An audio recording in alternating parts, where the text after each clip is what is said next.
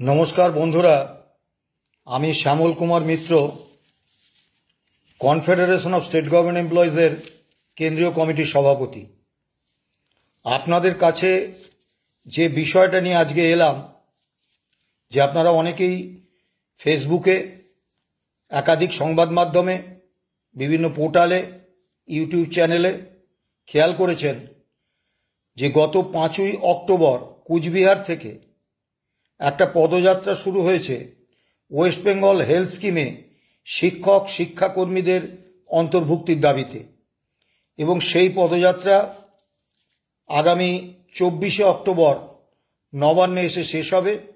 তারপর তারা মুখ্য সচিব বা সম্ভব হলে মুখ্যমন্ত্রী, স্বাস্থ্য সচিব বা স্বাস্থ্যমন্ত্রী এনাদের কাছে স্মারকলিপি দেবেন, এরকমটাই ঠিক আছে। এখন প্রশ্ন হচ্ছে ওয়েস্ট বেঙ্গল হেলথ স্কিমে শিক্ষক শিক্ষাকর্মীদের যুক্ত হওয়ার প্রাসঙ্গিকতাটা কোথায়? পূর্বতন বামফ্রন্ট সরকার 2008 সালে কর্মরত এবং অবসরপ্রাপ্ত রাজ্য সরকারি কর্মচারীদের জন্য এই ওয়েস্ট বেঙ্গল হেলথ স্কিম এনেছিলেন এবং আমরা যারা এই ওয়েস্ট বেঙ্গল হেলথ স্কিমের অন্তর্ভুক্ত প্রতি মাসে বেতনের সঙ্গে বা পেনশনের সঙ্গে যে 500 টাকা চিকিৎসা ভাতা পেতাম, সেই চিকিৎসা ভাতাটা না নিয়ে আমরা এই স্কিমের অন্তর্ভুক্ত হতে পারি। অর্থাৎ সোজা কথায় বছরে 6000 টাকা প্রিমিয়াম দিয়ে একটা সরকার পরিচালিত মেডিক্লেম পলিসিতে আমরা অন্তর্ভুক্ত হতে পারি। শিক্ষক শিক্ষাকর্মীদের জন্য এই WBCS এই ওয়েস্ট বেঙ্গল হেলথ স্কিম এটা কিন্তু কার্যকর হয়নি, দীর্ঘদিন ধরে দাবি আছে। আপনারা প্রত্যেকেই জানেন মাননীয় মন্ত্রী, বিধায়ক, সাংসদ তারা আনলিমিটেড মেডিকেল রিইম্বার্সমেন্টের সুযোগে শব্দচয়নে যথেষ্ট সতর্ক থেকেই বলছি কার্যত রাজকোষকে লুট করেন। মাননীয় বিচারপতিদের চিকিৎসার ভার রাজ্য সরকার নেন, পছন্দের একাধিক বিচারপতিকে বিদেশে নিয়ম বহির্ভূতভাবে চিকিৎসার সুযোগ পাইয়ে দেওয়ার জন্য রাজ্য সরকার ভূমিকা নিয়েছেন, বেআইনিভাবে বিপুল অর্থ ব্যয় করেছেন, এরকম উদাহরণও আছে এবং বিনিময়ে সংশ্লিষ্ট বিচারপতি রায় দেওয়ার সময় রাজ্য সরকারের চাহিদা পূরণ করেছেন, এরকম উদাহরণও আছে। পদস্থ সরকারি আমলা যারা, তারা বা তাদের পরিবারের কেউ অসুস্থ হয়ে পড়লে তাদের জন্য দুটো সুযোগ আছে। একটা হচ্ছে সেন্ট্রাল গভর্নমেন্ট হেলথ স্কিম, যেহেতু আইএএস এবং আইপিএস অফিসাররা কেন্দ্রীয় সার্ভিসের আমলা। দ্বিতীয় যে সুবিধাটা আছে সেটা হচ্ছে তারা কোনো রকম প্রিমিয়াম না দিয়ে এই ওয়েস্ট বেঙ্গল হেলথ স্কিমে অন্তর্ভুক্ত হতে পারেন। তারপরে নিয়ম বহির্ভূতভাবে আমলাদের এবং তার পরিবারের লোকজনের চিকিৎসার জন্য রাজ্য সরকার কার্যত দুহাত উপুর করে দেন। তাহলে শিক্ষক শিক্ষাকর্মীদের মাসিক 500 টাকার স্বাস্থ্য ভাতা দিয়ে রাজ্য সরকার কেন হাত গুটিয়ে নেবেন? এবং সবথেকে বড় কথা, যে কোনো বিষয়ে রাজ্য সরকারকে কোনো আবেদন করলেই রাজ্য সরকার বলেন তাদের কাছে অর্থ নেই, তা সেজন্য তারা দিতে পারছেন না। এই ওয়েস্ট বেঙ্গল হেলথ স্কিমটা রাজ্য সরকারের অন্যান্য বেসরকারি মেডিক্লেম পলিসির মতোই একটা অত্যন্ত লাভজনক স্কিম। আমি একটি তথ্য আপনাদের সামনে হাজির করি। ওয়েস্ট বেঙ্গল হেলথ স্কিম 16 বছর চলছে। এই 16 বছরে ক্লেম মেটাতে রাজ্য সরকার খরচ করেছেন 256,78,00,000 টাকা। আর প্রতি বছর প্রিমিয়াম বাবদ বছরে 6000 টাকা হিসেবে সরকার আয় করেন 134 কোটি টাকারও বেশি। অর্থাৎ 2 বছরের প্রিমিয়ামের টাকায় রাজ্য সরকার 16 বছরের ক্লেম মেটানোর জন্য যে অর্থ 256 কোটি 78 লক্ষ টাকা মিটিয়েও কিছু টাকা রাজকোষে পড়ে আছে এবং 14 বছরের প্রিমিয়ামের টাকা রাজকোষে এই প্রকল্পের লাভ হিসেবে গিয়েছে।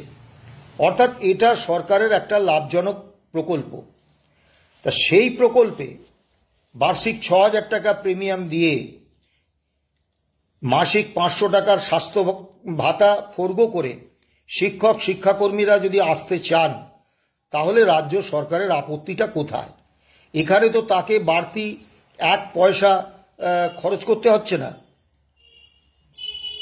শিক্ষক শিক্ষাকর্মীদেরও তো সপরিবারে সরকারি স্কিমে চিকিৎসা পাওয়ার অধিকার আছে। এই ওয়েস্ট বেঙ্গল হেলথ স্কিমে শিক্ষক শিক্ষাকর্মীদের অন্তর্ভুক্তি কোনো দয়ার দান বা কোনো অনুকম্পা নয়, এটা তাদের অধিকার। এই অধিকারটা তাদের দিতে, এটা তো একটা সামান্য বিষয়, এটা দিতে রাজ্য সরকারের এত কুণ্ঠা কেন? দীর্ঘদিন ধরে এ নিয়ে দাবি আন্দোলন চলছে। আমাদের সংগঠন গত 7ই জুলাই, এর আগে একাধিক স্মারকলিপি আমরা দিয়েছি। গত 7ই জুলাই আমরা আবার মুখ্য সচিবের কাছে ওয়েস্ট বেঙ্গল হেলথ স্কিমের কিছু সংস্কার সাধন এবং এই স্কিমে শিক্ষক শিক্ষাকর্মী সহ অন্যান্য রাজ্যকর্মী যারা এখনো এই স্কিমের অন্তর্ভুক্ত নন, তাদেরকে অন্তর্ভুক্ত করার দাবি করেছি। দাবি পূরণ বা দাবি নিয়ে আলোচনা তো বাদ দিন, সরকার সৌজন্যমূলকভাবে এই চিঠির কোনো উত্তর দেওয়ারও প্রয়োজন বোধ করেননি বা সৌজন্যমূলক প্রাপ্তি স্বীকারটুকুও করেননি। ফলে অনুপ সাউ, শ্রীমন্ত ঘোষ, লুৎফুল হক, সিদ্ধানন্দ পুরকাইত, অরুণ দাস, এদের মতো একগুচ্ছ শিক্ষক এবং শিক্ষাকর্মী, তরুণ শিক্ষক, তরুণ শিক্ষাকর্মী, তারা আমার ভাতৃপ্রতিম। তারা গত 5 তারিখ থেকে কুচবিহারের সাগরদিঘি ডিআই অফিস থেকে পদযাত্রা শুরু করেছেন। আজকে গাজলে গতকাল রাতে 9ম দিনে তারা এসে পৌঁছেছিলেন, আজকে 10ম দিন। আজকে তাদের পদযাত্রা গাজল থেকে আদিনা হয়ে মালদার দিকে রওনা হয়েছে এবং আজকে সন্ধ্যাবেলায় তাদের মালদা পৌঁছানোর কথা। এবং একটা আনন্দের খবর যে শিক্ষক আন্দোলনে একটা সর্বভারতীয় পরিচিত চরিত্র এবং পশ্চিমবাংলার শিক্ষক আন্দোলনে একটা নাম, দীনবন্ধু বিদ্যাভূষণ, তিনি আজকে গাজল থেকে মালদা পর্যন্ত এই পদযাত্রায় তিনি নিজে ব্যক্তিগতভাবে অংশ নিয়েছেন। আমি দীনবন্ধু বিদ্যাভূষণ মহাশয়কে খুব শ্রদ্ধা করি তার এই সংগ্রামী মানসিকতার জন্য এবং দীর্ঘদিন শিক্ষকদের বিভিন্ন দাবিতে আন্দোলন করার জন্য। এবং সবথেকে বড় কথা, তার আন্দোলনের যে ক্ষেত্র, সেটা শুধু শিক্ষক বা শিক্ষাকর্মীদের পেশাগত স্বার্থের দিকে নিবন্ধ ছিল না কোনোদিন। তিনি সবথেকে বড় গুরুত্ব তার আন্দোলনে যেটা দিয়েছেন, সবসময় দেখেছি, যেটা আমাকে মুগ্ধ করেছে, সেটা হচ্ছে সামগ্রিকভাবে ছাত্র ছাত্রী এবং যারা পড়ুয়া, তাদের স্বার্থটা, তাদের স্বার্থে কি করা যায়, তাদের স্বার্থে সরকার কি পদক্ষেপ করতে পারে, তাদের স্বার্থে শিক্ষক শিক্ষাকর্মীরা কতটা যেতে পারে, এ ব্যাপারে কিন্তু তিনি বরাবর সোচ্চার ছিলেন এবং একজন সুশিক্ষক হিসেবে তিনি সুনাম অর্জন করেছেন। সেই দীনবন্ধু বিদ্যাভূষণ আজকের এই পদযাত্রায় অংশগ্রহণ করেছেন। আমি তাকে শ্রদ্ধা জানাই, শুভেচ্ছা জানাই এবং বিশ্বাস করি এই পদযাত্রাকে আজ থেকে একটা নতুন মাত্রা দিল এই দীনবন্ধু বিদ্যাভূষণের এই পদযাত্রায় যুক্ত হওয়া। এখন এই পদযাত্রা ব্যক্তিগত উদ্যোগে অনুপরা শুরু করেছিলেন গত 5 তারিখে। তারা বিভিন্ন সংগঠন এবং শিক্ষক শিক্ষাকর্মীদের আবেদন জানিয়েছিলেন পদযাত্রায় অংশগ্রহণ করতে, কিন্তু এখনো পর্যন্ত শিক্ষক শিক্ষাকর্মীরা ব্যক্তিগতভাবে বা সংগঠনগতভাবে এই পদযাত্রায় যুক্ত হয়েছেন এমন কোনো তথ্য আমার কাছে নেই। আমার ব্যক্তিগত ইচ্ছা ছিল কনফেডারেশন অফ স্টেট গভর্নমেন্ট এমপ্লয়িজকে এই পদযাত্রায় যুক্ত করার, কিন্তু শিক্ষক শিক্ষাকর্মীদের দাবিতে যে পদযাত্রা, সেই পদযাত্রায় যদি শিক্ষক শিক্ষাকর্মীরাই অংশগ্রহণ না করেন তাহলে কোন যুক্তিতে সরকারি কর্মচারীদের শিক্ষক শিক্ষাকর্মীদের হয়ে রুদালির ভূমিকায় অভিনয় করার আবেদন রাখব, এবং সে আবেদন সরকারি কর্মচারীরা মানবেনই বা কেন? যে কোনো আন্দোলনে কয়েকজন মানুষকে এগিয়ে আসতে হয়, এবং ওই কোচবিহার থেকে গাজল পর্যন্ত এই দীর্ঘ পদযাত্রায় অনুব্রা প্রত্যেকে শারীরিকভাবে ভয়ঙ্কর বিপর্যস্ত। তাদের পায়ে বড় বড় ফোস্কা পড়ে গেছে, সেখান দিয়ে রস বেরোচ্ছে, পায়ের নিচে চেটোতে বিভিন্ন রকম ক্ষত তৈরি হয়েছে, হাঁটুর অবস্থা খারাপ, হাঁটতে তাদের প্রচণ্ড কষ্ট হচ্ছে। জানি না তারা কুচবিহার থেকে নবান্ন এই দীর্ঘ 800 কিলোমিটার পথ কিভাবে আগামী দিনে হেঁটে আসবেন, কিন্তু তাদের যে জেদ এবং পেশাগত দাবির প্রতি তাদের যে অনমনীয় মনোভাব, এবং সবথেকে বড় কথা তাদের যে বিশ্বাস যে অধিকার অর্জন করে নিতে হয়, অধিকার কারো দয়ার দান নয়, অধিকার কেউ কাউকে দেয় না, সেই অধিকার অর্জনের লড়াইতে নেমেছেন। সেই লড়াইতে তাদের সঙ্গে এখনো পর্যন্ত সংখ্যায় কতজন শিক্ষক শিক্ষাকর্মী যোগ দিলেন সেটা নিশ্চয়ই গুরুত্বপূর্ণ বিষয়, কিন্তু তার থেকেও বড় বিষয় যে তারা সমগ্র শিক্ষক শিক্ষাকর্মী সমাজের জন্য তাদের সপরিবারে সরকারি প্রকল্পের অধীনে সুচিকিৎসার বন্দোবস্ত করার তাগিদে কোনো ব্যক্তিগত স্বার্থে নয়, রাজ রোষ উপেক্ষা করে এবং বিপুল শারীরিক ক্ষয়ক্ষতি স্বীকার করে তাদের যে অদম্য জেদ এবং উৎসাহ, এবং তারা যেভাবে এ পর্যন্ত নিরবিচ্ছিন্নভাবে পদযাত্রাটি সম্পন্ন করে যাচ্ছেন, তার জন্য তারা আমার থেকে বয়সে ছোট, আমার ভাতৃপ্রতিম, কিন্তু আমি তাদের শ্রদ্ধা জানাই, কুর্নিশ জানাই। একটা প্রচার করা হচ্ছে যে ওয়েস্ট বেঙ্গল হেলথ স্কিমে তো অনেক দুর্বলতা আছে, ওয়েস্ট বেঙ্গল হেলথ স্কিমের ব্যাপক সংস্কার সাধনের প্রয়োজন। তাহলে কেন শিক্ষক শিক্ষাকর্মীরা এই ওয়েস্ট বেঙ্গল হেলথ স্কিমে অংশগ্রহণ করবেন? এই ধরনের প্রচার অত্যন্ত অসত্যের উপর দাঁড়িয়ে আছে।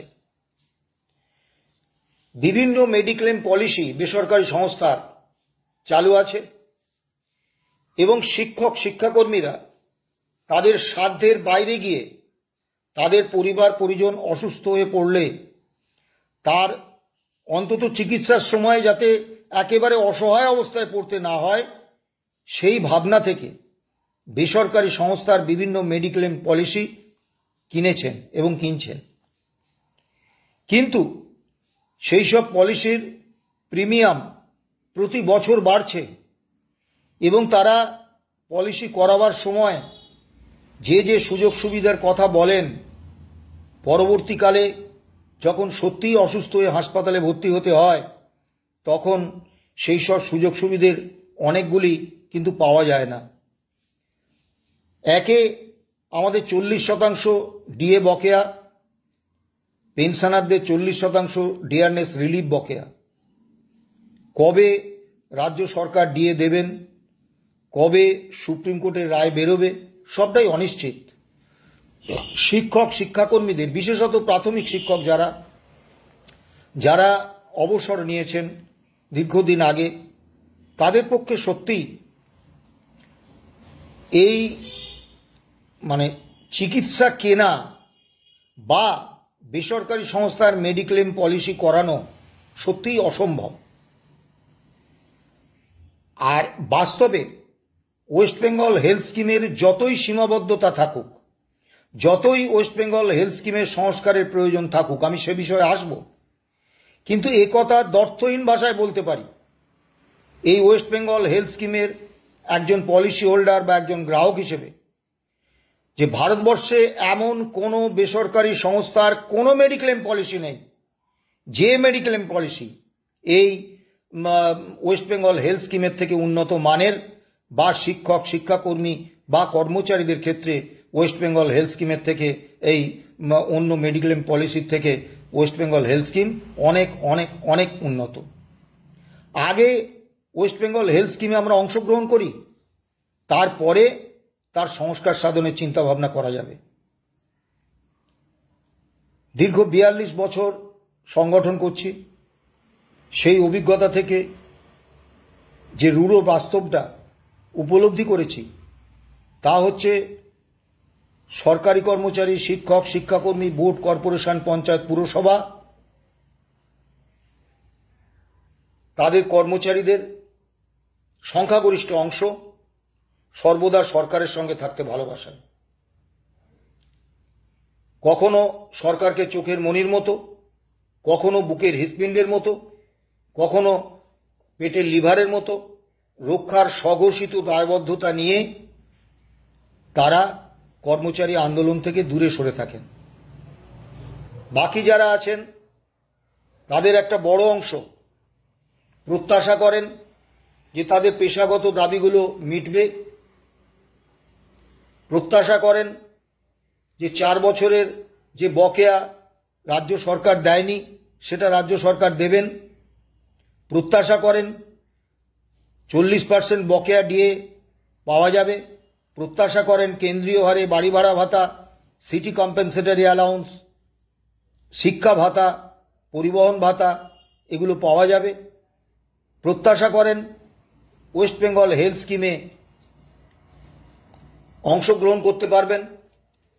কিন্তু দুর্ভাগ্যের বিষয়, এই অধিকার প্রতিষ্ঠার জন্য তাদের যে ব্যক্তিগত অংশগ্রহণ অত্যন্ত জরুরি, এই বিষয়টা তারা বিস্মৃত হন। ভাবনাটা অনেকটা এইরকম, ভারত স্বাধীন হলে আমার জেলাও স্বাধীন হবে, তাহলে আর স্বাধীনতা সংগ্রামে অংশগ্রহণ করে ব্রিটিশের বিরাগভাজন হওয়ার প্রয়োজনটা কি? আজকেও সেই একই মানসিকতা কাজ করছে যে পেশাগত দাবিগুলো আদায় হয়ে গেলে তো আমরাও পাবো, তাহলে কি দরকার বাবা রাজরোষে পড়ার, কি দরকার বাবা চাকুরি ক্ষেত্রে সমস্যা তৈরি করার, কি দরকার বাবা শাসক দলের বিষ নজরে পড়ার।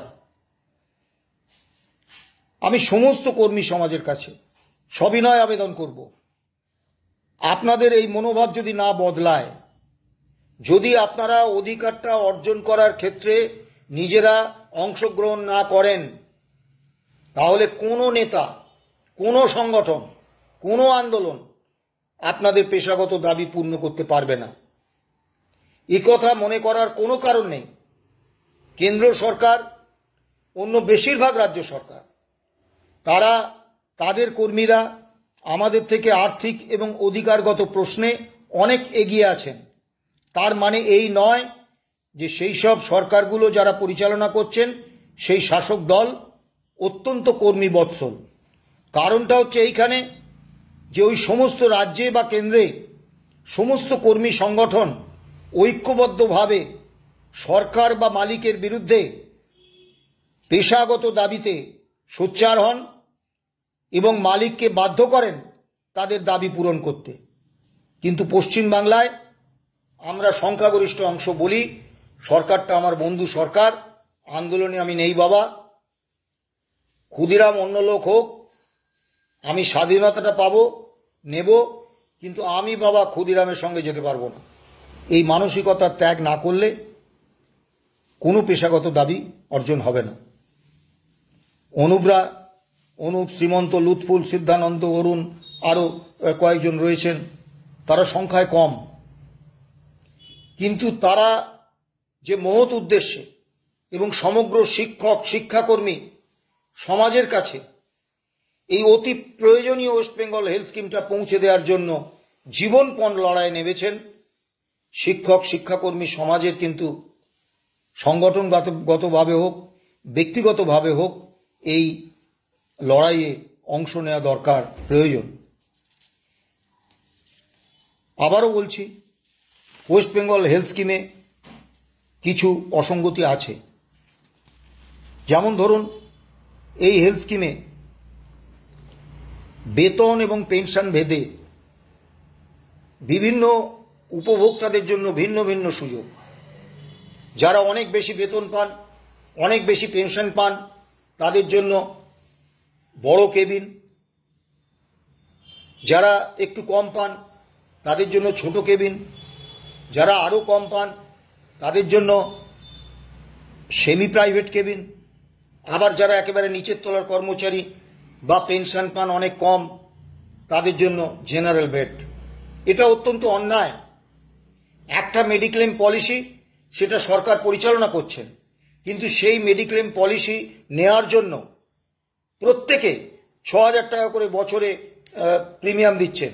তাহলে কেন যাদের বেতন বা পেনশন বেশি তাদেরকে এই হেলথ স্কিম বেশি সুবিধা দেবে, যাদের বেতন বা পেনশন কম তাদেরকে কম সুবিধা দেবে? দ্বিতীয় যে বিষয়টা, একজন গ্রুপ ডি কর্মচারীকেও বছরে ৬,০০০ টাকা প্রিমিয়াম দিয়ে এই স্কিমে অন্তর্ভুক্ত হতে হবে, অথচ আইএএস আইপিএস অফিসাররা যাদের জন্য সেন্ট্রাল গভর্নমেন্ট হেলথ স্কিম রয়েছে তারা কিন্তু কোনো প্রিমিয়াম না দিয়ে রাজ্য কর্মীদের প্রিমিয়ামের টাকায় এই প্রকল্পে অংশগ্রহণ করতে পারবেন। এই প্রথা, এই নিয়ম অবিলম্বে দূর হওয়া প্রয়োজন। দ্বিতীয় যে বিষয়টা, 2009 সালে এর রেট চার্ট তৈরি হয়েছিল ওয়েস্ট বেঙ্গল হেলথ স্কিমে। আজকে 2025 সাল, মোদি দিদি সরকারের সৌজন্যে স্বাস্থ্য এবং চিকিৎসা আজকে আর কোনো সরকারি পরিষেবা নেই, এটা পুরোপুরি একটা মহার্ঘ পণ্য। 2009 সালে বিভিন্ন চিকিৎসা সরঞ্জাম, ওষুধপত্রের দাম, চিকিৎসকদের ফিস, হাসপাতালের বেড ভাড়া, এগুলো যা ছিল বা বিভিন্ন শল্য চিকিৎসার খরচ যা ছিল, আজকে 2025 সালে কয়েক গুণ বেড়েছে। স্বাভাবিকভাবে 2009 সালের ওই রেট চার্টে আজকেও যখন ওয়েস্ট বেঙ্গল হেলথ স্কিম বিভিন্ন বেসরকারি নার্সিংহোম বা হাসপাতালগুলোকে ক্লেম মেটায়, তখন বেসরকারি নার্সিংহোম বা হাসপাতালগুলো 1 নম্বর রুগীদের আগেই ফিরিয়ে দেয় যে বেড নেই, যেই শোনে ওয়েস্ট বেঙ্গল হেলথ স্কিম। আর 2 নম্বর রুগীদের স্পষ্ট বলে দেয় যে ওয়েস্ট বেঙ্গল হেলথ স্কিমের আমরা যে টাকাটা পাবো তার থেকে যে বাড়তি খরচ আমাদের হবে, আমাদের নিয়মে সেই টাকাটা আপনাদের কিন্তু আনঅফিসিয়ালি দিতে হবে। তা আমরা দাবি করেছি অবিলম্বে 2025 সালের মূল্য অনুসারে ওয়েস্ট বেঙ্গল হেলথ স্কিমের রেট চার্ট সংশোধিত করতে হবে।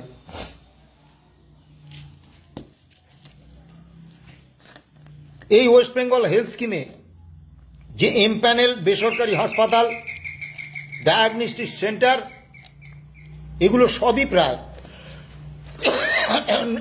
90 থেকে 92% কলকাতা এবং তার সংলগ্ন এলাকা। স্বাভাবিকভাবে বিস্তীর্ণ জেলায় যে অসংখ্য কর্মচারী এবং অবসরপ্রাপ্ত কর্মচারী বাস করেন, ওয়েস্ট বেঙ্গল হেলথ স্কিমের সুযোগ নিতে গেলে তাদেরকে এই কলকাতা বা সংলগ্ন অঞ্চলে আসতে হয়। এটা অনেক ক্ষেত্রে সম্ভব হয় না।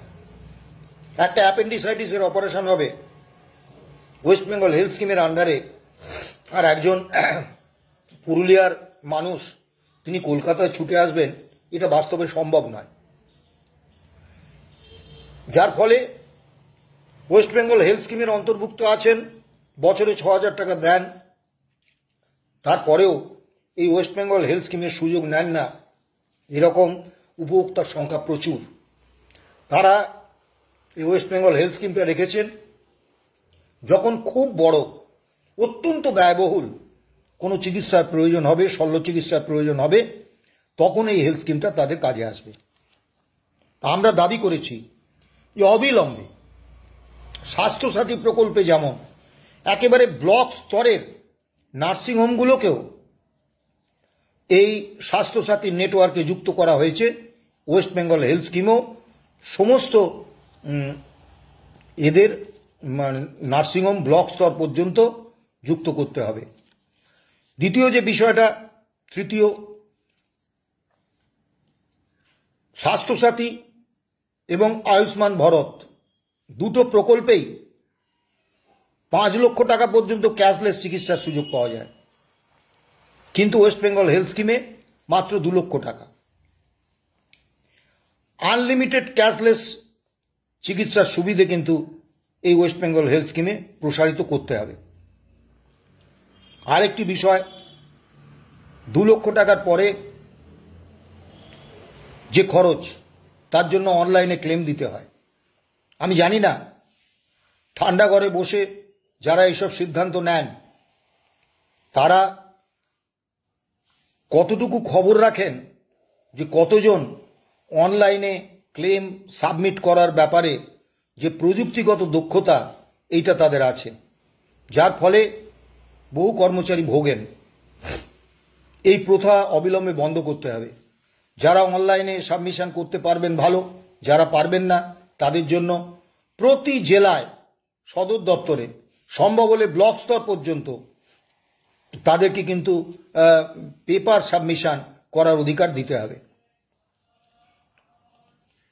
আর এ বিষয়ে বিস্তারিত কিছুতে যাচ্ছি না, শুধু একটা কথা বলবো যে ওয়েস্ট বেঙ্গল হেলথ স্কিম অনেক সংস্কার সাধনের প্রয়োজন আছে, কিন্তু তারপরেও এই ওয়েস্ট বেঙ্গল হেলথ স্কিম কিন্তু এমন একটা স্কিম যেটা অন্য যে কোনো মেডিক্লেম পলিসির থেকে রাজ্য কর্মীদের পক্ষে লাভজনক।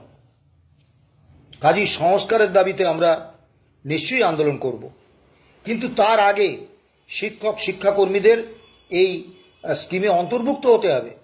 অন্তর্ভুক্ত হলে তবে তো সংস্কারের দাবিতে আন্দোলনে আপনারা সামিল হতে পারবেন। ইতিমধ্যে কেরালা, তামিলনাড়ু, পাঞ্জাব, মহারাষ্ট্র, অন্ধ্রপ্রদেশ এবং আরও বেশ কিছু সরকার তাদের সরকারি হেলথ স্কিমের অধীনে রাজ্য সরকারি কর্মচারী, শিক্ষক শিক্ষাকর্মী, বোর্ড, কর্পোরেশন, পঞ্চায়েত, পুরসভার কর্মচারীদের এনেছেন। তো তারা যদি পারেন, তা পশ্চিমবাংলার রাজ্য সরকার কেন পাবেন না? দীর্ঘায়িত করব না। শিক্ষক শিক্ষাকর্মী সমাজের কাছে একটা আবেদন থাকবে।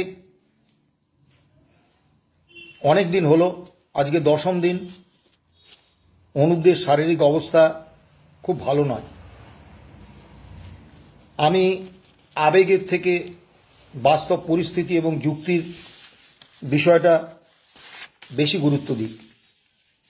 আজকে তাদের যে শারীরিক পরিস্থিতি আমি জানি না শারীরিকভাবেই তারা আর কতদিন এই পদযাত্রা টেনে যেতে পারবেন। এখনো পর্যন্ত শিক্ষক শিক্ষাকর্মীরা বড় সংখ্যায় সংগঠনগতভাবে হোক বা ব্যক্তিগতভাবে হোক এই পদযাত্রায় অংশ নেননি, কিন্তু আপনাদের দাবিতে আপনাদেরই ভাইয়েরা যে জীবনপণ লড়াইয়ে নেমেছে, সেই লড়াইয়ে আপনারা যদি তাদের সাথী না হন, আপনারা যদি তাদের সাহায্য না করেন, আপনারা যদি সেই পদযাত্রার অংশ না হন, তাহলে সেটা আপনাদের পক্ষে কতটা যুক্তিযুক্ত এটা আপনারা ভাববেন। একটা কথা বলি, যে কোনো আন্দোলন আমরা শুনেছিলাম, দীর্ঘদিন ধরেই আমরা শুনেছি, যদি তোর ডাক শুনে কেউ না আসে রে, তবে একলা চলো রে। অনুপরা কার্যত একলাই চলছে। কয়েকজন 20-22 জন শিক্ষক শিক্ষাকর্মী তারা পদযাত্রায় অংশগ্রহণ করছেন। আমি আবারও সমস্ত শিক্ষক শিক্ষাকর্মীদের কাছে আবেদন রাখব, কে কোন সংগঠনে আছেন ভুলে যান। আমরা যারা বড় বড় সংগঠন, যাদের নাম সংবাদ মাধ্যমে কর্মচারী আন্দোলনের মুখ হিসেবে ফুটে ওঠে, আমরা তো কেউ আজ পর্যন্ত আমাদের কোনো পেশাগত দাবিতে, সে ডিএর দাবি বলুন, সে যে প্রতিহিংসামূলক বদলি নীতি তার বিরুদ্ধে বলুন, সচিবালয় যে ডিটেলমেন্ট তার বিরুদ্ধে বলুন, রূপা 2019-এ ডিএর প্রসঙ্গ না থাকা বলুন, একের পর এক সংগঠনগুলোর অধিকার কেড়ে নেওয়া হয়েছে সংগঠন করার, ইউনিয়ন করার, অ্যাসোসিয়েশন করার, তার বিরুদ্ধে আমাদের প্রত্যেকটি অর্জিত অধিকার আজকে হরণ করে নিয়েছেন সরকার। তা আমরা যারা সংবাদ মাধ্যমে অন্তত কর্মচারী আন্দোলনের মুখ হিসেবে আমাদের দেখানো হয়, আমরা তো এই সাহস দেখাইনি যে এইরকম বড় বড় দাবিতে, অত্যন্ত জ্বলন্ত দাবিতে, বা এই যে ব্যাপক নিয়োগ দুর্নীতি, স্থায়ী পদে 7 লক্ষাধিক স্থায়ী পদে কোনো নিয়োগ নেই, এই শূন্য পদে নিয়োগ করতে হবে, স্কুলগুলো তুলে দেওয়া হচ্ছে, 1 দশকে 7,000 স্কুল উঠে গেছে, 7,200, আবার সম্প্রতি 8,227টা স্কুল তুলে দেওয়ার সিদ্ধান্ত হয়েছে এবং সেই সিদ্ধান্ত কার্যকর হয়েছে। সরকারি স্কুল শিক্ষা পাঠ্যক্রম পরিকল্পিতভাবে রাজ্য সরকার তুলে দিয়েছে। তো এই সব জ্বলন্ত দাবিতে আমরা তো এই 800 কিলোমিটার পদযাত্রার মতো একটা সিদ্ধান্ত নেওয়ার সাহস দেখাতে পারিনি। সেখানে যে কটা অল্প বয়সী ছেলে এই সাহস দেখিয়েছে, আসুন না আমরা তাদের পাশে দাঁড়াই। আমি বিশ্বাস করি যে প্রত্যয়, যে দৃঢ় প্রতিজ্ঞা এবং যে মহৎ উদ্দেশ্য নিয়ে ওয়েস্ট বেঙ্গল হেলথ স্কিমে শিক্ষক শিক্ষাকর্মীদের অন্তর্ভুক্ত করার দাবিতে অনুব্রা এই পদযাত্রা করছে, সেই পদযাত্রার উদ্দেশ্য সফল হবে এবং একটা না একটা সময় সরকার বাধ্য হবে এই দাবি মেনে নিতে এবং ওয়েস্ট বেঙ্গল হেলথ স্কিম যে শিক্ষক শিক্ষাকর্মীদের একটা অধিকার, এটা প্রতিষ্ঠা হবে। ভালো থাকবেন, সুস্থ থাকবেন, নমস্কার।